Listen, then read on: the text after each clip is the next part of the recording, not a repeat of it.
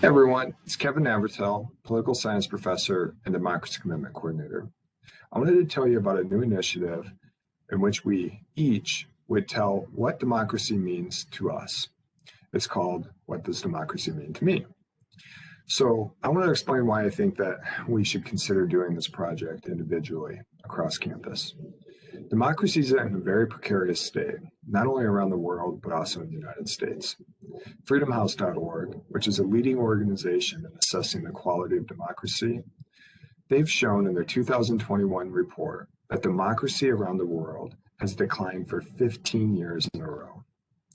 The report also showed that from 2010 to 2020, the numerical assessment for the United States decreased from 94 to an 83 in the most recent decade. Another organization, The Economist Intelligence Unit's Democracy Index, now classifies the United States as a flawed democracy.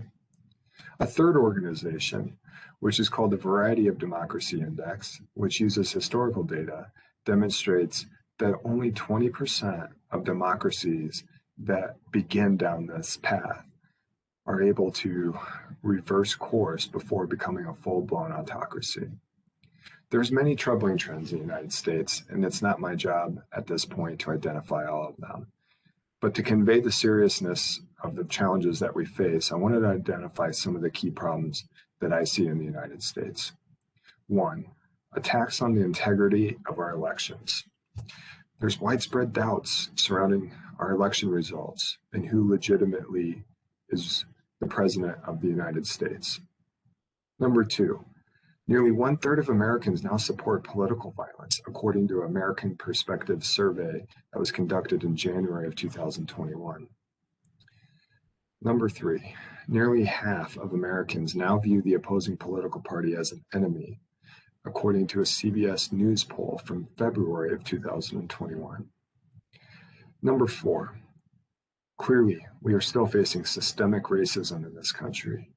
And if anything, white nationalism has been emboldened in recent years.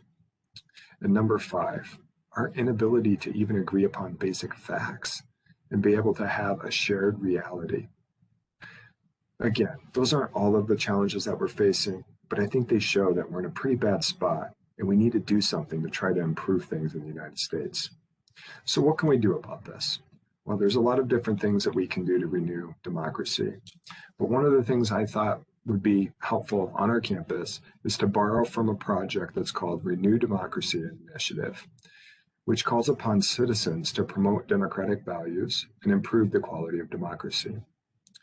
Democracy's values aren't foreign to what we do at Moraine or in our classes. I mean, if you look at our Moraine Valley basic values, core values, and you look at our common learning outcomes, you'll notice that they're all consistent with democratic principles and values. So in light of this, I'd like to think about how we can create discussions around democracy that are meaningful and relatable to our students. I'd like us to think about how we can rejuvenate democratic principles with our students and on our campus to ensure that they don't continue to erode. I would like to borrow, quite frankly, steal from the Moraine Reads initiative. That was an extremely successful collaboration between the communication and library departments that had faculty, students, and staff share in short videos something about their favorite book and why they would advise you to read it. I would like to slightly adapt this. I would like to have students, faculty, and staff share what democracy means to you in 90 seconds or less, and then challenge others on campus to do the same. I expect that we would see a wide-ranging democratic principles and values selected by our participants. My hope is that this will rejuvenate democracy and democratic values. Thank you for consideration, and I hope you participate in this project. Thank you.